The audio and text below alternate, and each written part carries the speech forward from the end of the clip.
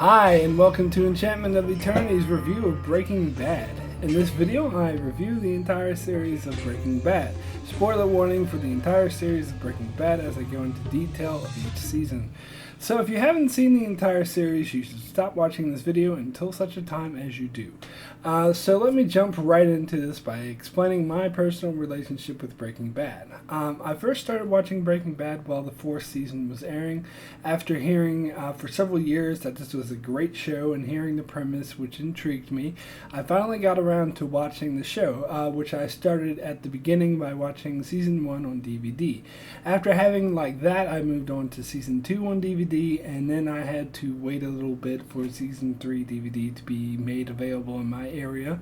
But as soon as I watched that, I jumped straight into season 4, which had just finished airing by this point. However, since season 5 hadn't come out yet, and by the time it did, I kind of lost interest. I decided to watch it on TV as it aired, but I kept forgetting about it or missing it, and ended up starting with one episode in the middle of the season, which I didn't care for that much, mainly because I had watched it out of context. So I decided to give up on the show entirely until sometime after the first half of season 5 aired. A couple of friends of mine learned I'd given up on the show, so strongly encouraged me to watch it.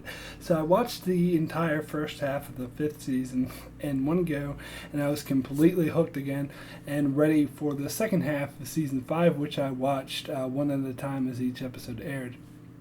And by the end of it, I thought Breaking Bad was one of the best TV shows of all time. So let me begin my analysis at the beginning with season 1. First of all, the pilot episode completely had me hooked. In retrospect, this isn't one of my favorite episodes, but I thought it was one of the best pilot episodes to any series, and could have nearly been its own feature film. However, I felt the show slowly started to dip in quality after that until we get halfway through the season, where I felt the show was moving at a ridiculous snail's pace, and I was finding it hard to keep my interest level up. However, I felt the final 2 episodes of the season got me significantly excited again and interested enough to go and get the season 2 DVD. So one of the things I really loved about Breaking Bad, that is, if you look at the series as a whole, it all fits together and it all works. It tells a chronological story of Walter White's slow descent into a drug kingpin. So the first season is the beginning of the story, and thus starts out a bit slower as it presents him as he's just getting started, and at this point he's a novice and who mostly just an ordinary high school teacher. The moral dilemmas it presents in this season, such as the dilemma with having to kill someone for the first time, was executed so well and really brought you into this man's world. The season ended with him starting to become truly power hungry and to get his lust for power. However, there were a few things in this season when I first saw them I didn't appreciate them very much, but looking back I can see how essential it was to the overall story being told.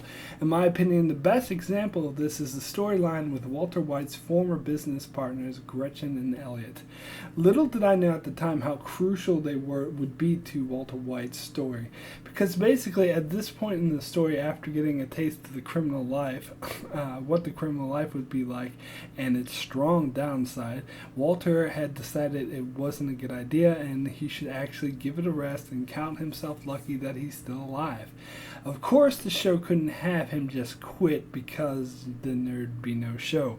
So they had to come up with a good reason why he would go full, back into this criminal lifestyle. And thus they established a character trait that would be an important motivation for the rest of the series, and that is his pride. The story of Gretchen and Elliot is he and Gretchen were formerly lovers who then broke it off, and then Gretchen later got involved with Elliot. And this is while the 3 of them were involved in making their own company, which they called Gray Matter. But because Walter felt awkward being involved with Gretchen due to their past relationship, he bowed out of the company, selling his share for a few $1,000s. Flash forward to many years later, Gray Matter, the company he helped create, became a huge success worth billions of dollars. Gretchen Elliott kept in touch with Walter, who, as we know at this point in the story, is a lowly high school teacher barely making enough to support his family, who can't afford to deal with the expense of having cancer, which will surely bankrupt his family. While Gretchen and Elliott are living the high life as billionaires. When Gretchen and Elliott learn of Walt's condition, they still feel a kinship to with him for helping them start their company, so they offer to pay for his treatment. So that's it. That's it then. Show's over. Walt simply takes the money from his friends so he doesn't have to turn to a life of crime. All of his problems are solved. But of course, no. And why? Because of his pride. The fact that Walt blew his chance to become a billionaire was something that was always with him in the back of his mind, gnawing at him. And the fact that he would be dependent on charity of those who profit off of his groundwork was more than his pride could bear. And this is the straw that broke the camel's back and got him back into the life of crime. Because it wasn't just about him getting enough money to pay for his cancer treatments and to leave to his family. It was about him earning the money himself. He had to do it. And his pride and hatred of charity and handouts would be a driving force for the rest of the series. Also, I would say this makes the show a commentary on American culture in particular. There have been many internet memes that point out had Walter White got cancer in Canada or the UK or Australia or many other countries that offer universal health care, it would not have been the same issue. He would not have to worry about his family going bankrupt because of his disease, and thus no reason to turn to a life of crime. Which is true, but I would say it goes deeper in that, in the regard to why this is truly an American story, because his prideful mindset where he has to provide for his family, he has to be responsible for every dollar he earns, and the concept of relying on charity or handouts is more vile than anything. That is really a commentary on the American self-made man mindset and way of life, and how it can sometimes be dangerous, and one of the things that this show got right. So back to season 1. When I first saw this, I compared it to the show Weeds, as I felt many other people did as well, as I think season 1 was really similar and it presented a suburban white parent in the situation of being a drug dealer.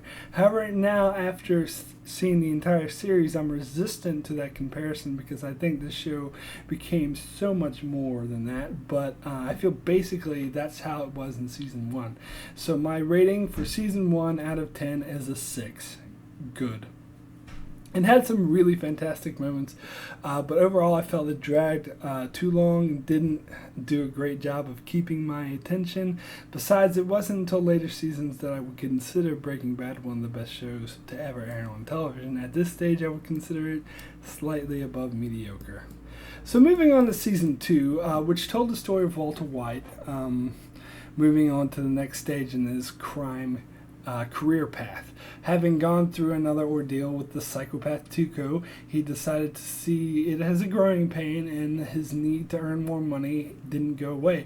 So he and Jesse, still very naive into how to run a drug empire, tried to go on it on their own, since working with other distributors hadn't worked out for them in the past. And then they meet up with Saul Goodman, criminal lawyer who is a criminal, who gives them some lessons. This is a great follow-up season that gets more into Jesse's character as well. I know we learned more about him in season 1 with his interactions with his family, but I felt that it was really in this season that the show started to become more about Walt and Jesse, not just Walt. I really liked the storyline towards the start of the season about how his life was crumbling around him because Walt was withholding money from him, but Walt was too engrossed in his own problems to notice. And of course we get the best Jesse love story when he meets Jane, a quirky character I thoroughly enjoyed. And by the end of the season, the Walt and Jesse relationship comes to the forefront as Walt starts to treat Jesse as a son, and that just leads to bad things. I do, however, have to mention the reoccurring theme this season. How many episodes would start with the image of a pink toy bear floating in the pool, and with each episode we get more information on this, and even leading to body bags being pulled out of Walter White's home. So of course everyone's freaking out. Walt's going to die. His whole family's going to die. What's going to happen? And we finally get the big surprise in the last episode of the season, and that it was because Walt let Jane die. Her father, who works at the airport directing airplanes, slips into a depression, messes up at his job, results in two planes colliding right above Walt's house, and thus the pink bear and dead bodies fall into his swimming pool. I've heard many reports stating that the showrunners planned this all along, and that there were even clues along the way that point to a plane crash. And for me, this only makes this much worse.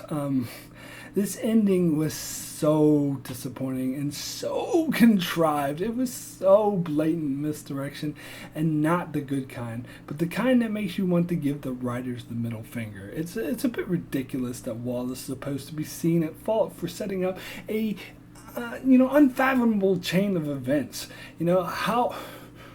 Why not blame the people who let this guy back to work so soon? If he was really that important, to which he alone could cause a plane crash, which is the premise that I sincerely doubt, then the fault lies with the people who let him back to work, not the man who let his daughter die. That whole thing just makes me so angry. But other than that, it was a good and exciting season that I felt delved deeper into the characters, more than season 1 did, and was overall more engaging. However, at this point, I'm still not thinking of Breaking Bad as one of the greatest shows ever to be on TV. There were still a lot of flaws with the season, a lot of boring moments, like when Walt and Jesse got stuck out in the desert, and sometimes it took the plot a little while to get going. So my score for season 2 is a 7. Very good. So moving on to season 3, this is where the show really starts to pick up for me. The season starts dealing with the fact that Skyler left Walt because she discovered he was lying to her at the end of season 2. And it doesn't take long at all for her to find out what he was really doing, that he's a cook. I really liked that they didn't wait too long for her to find out. I thought they waited the perfect amount of time. If they had waited any longer, it would seem stretched out, as Walt's lies and excuses were becoming more transparent. To be clear, I bought that Hank took as long as he did to find out, but with Skyler, she was living with him and his wife. It's not plausible he'd be able to keep it from her for very long. So the first half of the season creates a true conundrum for Walt. His drug business is interfering with his marriage and his family, and he has to decide between the two. His first reaction is to choose his family, so he does everything he can to try to win Skyler back, and nothing seems to work, and he starts to lose it. And seeing the character development of Walt slowly losing his mind because of this breakup, I thought was brilliant. And frankly, Walt and Skyler's relationship never recovered from this. There's a lot of things going on in this season. Walt's dropping out of the business creates a rift between him and Jesse, and Gustavo Fring tries desperately to get Walt to cook meth for him. And Hank goes hard out after Jesse after tying him to the blue meth. And of course, the badass cartel assassins who go on a mission to kill Walt, only to be misdirected by Gus and turned towards Hank. I felt the storyline with Tuco's cousins was a bit hokey and not handled very well. A lot of telling us how badass they are without actually showing it. But the conclusion with the confrontation with Hank was super intense. And finally, the season ends with a clash between Walt and Gus, as Jesse takes actions that would cause him to be killed, and Walt saves his life, but in doing so puts his life in danger by making him a liability to Gus, who soon decides he'd rather have Walt's lab assistant, Gale, take over instead. So Walt and Jesse contrive a plan to kill Gale, forcing Gus to keep them alive. This was an amazing ending to the series, definitely the most exciting and suspenseful in the series at this point. And it created a moral dilemma that was rich in character building. Here we get the start of Walt starting to fall into a dark, moralist character, and Jesse begins to question his morals and begin to become a better person. Season 3 also had its downsides and its boring moments, but overall, the excitement and character building, I think, was greater than the previous seasons, and this is where I was beginning to see the show as great. So I give Season 3 an 8. Extremely good. So next is Season 4, which can best be described as the Walt versus Gus season.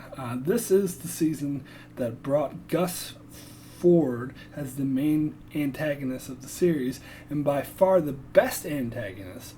Throughout the first 3 seasons, we see Walt using his wits to outsmart his enemies, but finally in Gus, he comes up against someone who is unbeatable, who is always 2 steps ahead of him. I personally found the first part of the season rather boring, and it stretched on for far too long as Walt, repeatedly tries and fails to kill Gus, and Jesse falls into this dark hole, and Gus tries to bring him on his side to use him against Walt, and then you get, some side plot about with Skyler trying to buy a car wash to use as a front to launder money. However, Skyler and Walt reignite the relationship in a way and begin to work again as partners. However, Walt is constantly in a high state of anxiety this season from the threat of Gus, and I do feel this gets a tad bit old at times. However, you see that Walt killing of Gale starts to go to his head as he feels he's only alive because he's this badass, and it really starts to get him more into the criminal mindset, and very few traces of being just an ordinary high school teacher remains, as he gives the Skyler the epic "I'm the one who knocks" speech. It shows you that he fully sees himself as a badass now. Although it's interesting to note at this point in the series he isn't because he's still under Gus's control, and he has to hit rock bottom before he can find a way to get out of it. And that happens when Gus's plans to win over Jesse works, as Gus makes Jesse an integral part of his plan to defeat the drug dealers, the drug cartels, which succeeds in endearing Jesse to Gus, meaning he doesn't need Walt anymore. So I just want to pause here for a moment to point out the whole conflict between Gus and Walt began in the first place because Gus didn't like Jesse and wanted to kill him. Now he's completely switched to wanting to keep Jesse and kill Walt. I suppose I find that a bit odd, but I can kind of buy it because Walt ends up becoming more of a pain in the ass to Gus than Jesse ever was. I still find it a tad bit questionable. Also, I have to point out, so Walt really realizes that Jesse is the key, since he at the moment is the only thing preventing Gus from killing him, but he knows it won't last. This is another example of Gus being 2 steps ahead of Walt, as Gus realized this a while ago while Gus was trying to win over Jesse. Walt was treating him like a piece of shit. But Walt finally comes to this realization and manages to collect himself to try to find a way to defeat Gus, and he manages to win over Jesse by lying to him and poisoning his girlfriend's son. So Walt finally defeats Gus by using an old man in a wheelchair, whom I think was originally just introduced to the show as some comic relief, but soon became an important character. But mainly I think the reason Walt defeated Gus is because Gus underestimated Walt. I think Gus always underestimated Walt, even back to the thing with Gale. So overall, Season 4 was really slow and a tad bit boring at the start, But when it picked up at the end, it really picked up. And the last several episodes of the season were truly amazing and some of the best parts of the entire series. It was, it was after watching this season I realized Breaking Bad was truly a great TV series. So I give season 4 a 9. Excellent. And finally, we get to season 5. In season 1 and season 2, Walt and Jesse try to cook and sell meth, but are amateurs and have no idea what they're doing. In season 3, they start to prosper working for Gus, but then things go south. And in season 4, they are in a constant state of fear for their lives. But now, in season 5, with Gus dead, and with Walt and Jesse both having much more experience, and the street cred they need, they begin to run a successful drug empire, and they use the help of the hardened criminal Mike. So in season 4, the main antagonist of the season was Gus. But in season 5, the main antagonist, I think, is Walt himself. You definitely see how in this season he is his own worst enemy. How now all of his actions come to bite him in the ass. The first half of season 5 shows Walt becoming Heisenberg, basically. If he was high on power after killing Gale, he was super high on power after killing Gus. And he truly believed he was this unstoppable badass gangster, and others around him believed it as well. However, on the opposite end of that was Jesse becomes less of a criminal, and this results, all the misdeeds they've done begin to take a huge toll on his conscience. And when a little kid is killed by someone they're working with, that's when Jesse finally loses all love for what he's doing, and he just wants out. Walt, on the other hand, has let his pride completely take over. It's amazing the speech he gives to Jesse, who wants to quit when they are on the edge of making billions. Walt tells him the story of gray matter and how this is another opportunity just like that one, and he's not going to make the same mistake again. This is what I was talking about the show being on a prolonged story arc that fits together perfectly. Everyone remains true to their characters throughout, and the thing about gray matter that was gnawing at him in the back of his mind his whole life is now completely taken over. He has the opportunity to become rich and powerful. It's no longer about the cancer or about putting money for his family aside after he dies, because it was never really about those things in the first place. The best line is when he says to Jesse that he's not in the drug making or the money making business. He's in the empire business. And thus, his lust for power is completely taken over. And in the last episode of the first half of the season, Walt is responsible for the simultaneous deaths of 11 people. His former business partner, Mike, whom he had also killed, by the way, was sworn to protect. And thus, Walt is truly lost. And after that, they make so much money he doesn't know what to do with, and finally he decides to stop. Which brings us to the second half of season 5, where Hank finally finds out who Walt really is. I cannot say enough good things about the second half of season 5. Every single episode was an emotional powerhouse of gold. I was completely in awe to how they managed to take what I initially thought of as a mediocre series and build on it and make it better and better and better until they made this final season, which I personally think is the best final season of any series ever. Walt may be out, but the deeds of his past come back to haunt him as Hank discovers who he truly is. And and after he learns how badly he's been betrayed, Hank becomes blinded by anger, and his one goal in life becomes to get vengeance on Walt any way possible.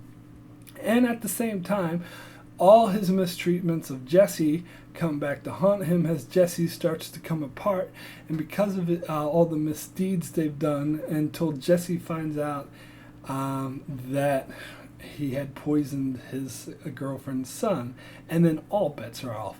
Walt doesn't expect Jesse to team up with Hank, but that's exactly what happens, and together they bring Walt down. until it all goes to shit. In my opinion, the best episode of the series, Ozymandias, when everything falls apart. Walt's former associates turn on him, kill Hank, steal his money, kidnap Jesse, and force him to cook meth while being held captive. Walt tries to run away with his family, but all that falls apart as well as his family rejects him, his wife pulls a knife on him, his son calls the police. Having nothing left to do, he calls up Saul to hire a guy to make him disappear. It's kind of ironic to think that the mastermind like Gus couldn't defeat Walt, but a group of idiotic Nazis did manage to defeat him. And the reason why was because they didn't defeat him. Walt defeated himself. They just happened to be there to capitalize on it because it was Walt's own actions and what he did to Hank and Jesse that finally brought him down in the end. And he also realized that he wasn't the unstoppable badass he thought he was. He was a normal man like anyone else who was brought down by a group of dumbass Nazis. And in the final two episodes, were more pure gold, as Walt, slowly rotting away in exile, regroups and comes up with a plan to get revenge.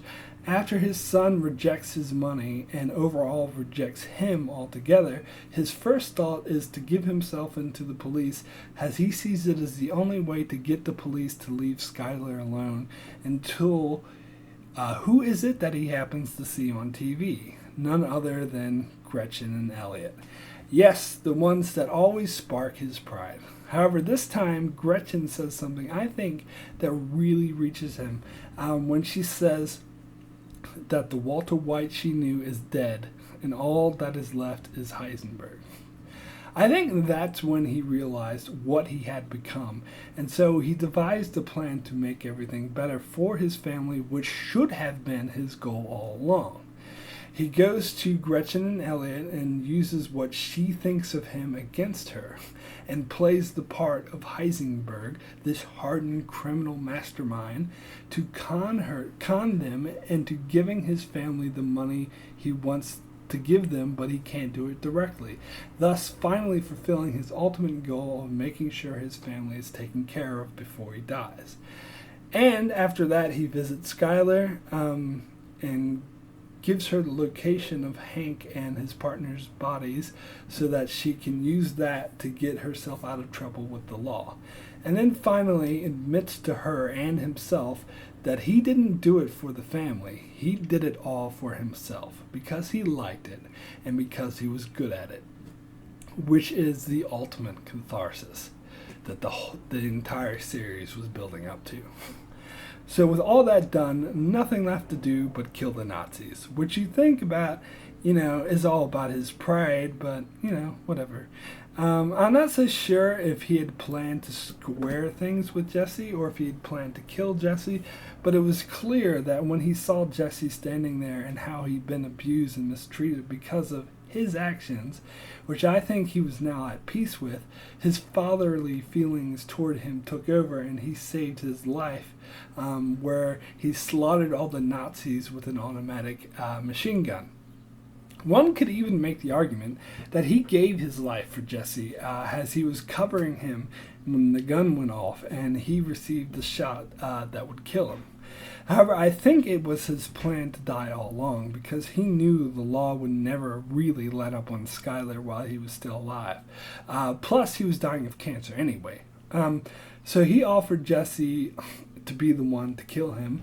I think he thought it would make Jesse feel better, and at the same time, he would make him feel better in a strange way, knowing that this man he thought of as another son whose life he destroyed was the one who finally put him out of his misery.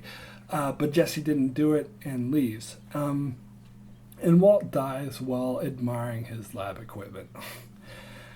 So yes, as I said, the entire second half of Season 5 was amazing, and every single episode was the height of good storytelling. The first half of Season 5 was a bit slow at the start, but it really helped push things forward and showed the full transformation from Walter White to Heisenberg. So my rating for Season 5 is a 10, the best. So you can tell overall I felt the entire series kept kept getting better and better with every season, leading to the best ending any show has ever had. So my rating for Breaking Bad as a whole is a 10, the best. I know I didn't speak too highly of the first couple of seasons and mentioned how the show would drag in some places, but overall it told one long, cohesive story better than any other TV series that has finished has ever done. So it really needs to be commended for that, and overall it deserves a 10. So that's it for my review of Breaking Bad. You can check out my channel for other reviews, including a top 10 Breaking Bad episodes I did earlier. And make sure you subscribe to keep up with videos I want to do in the future. And thanks a lot for watching.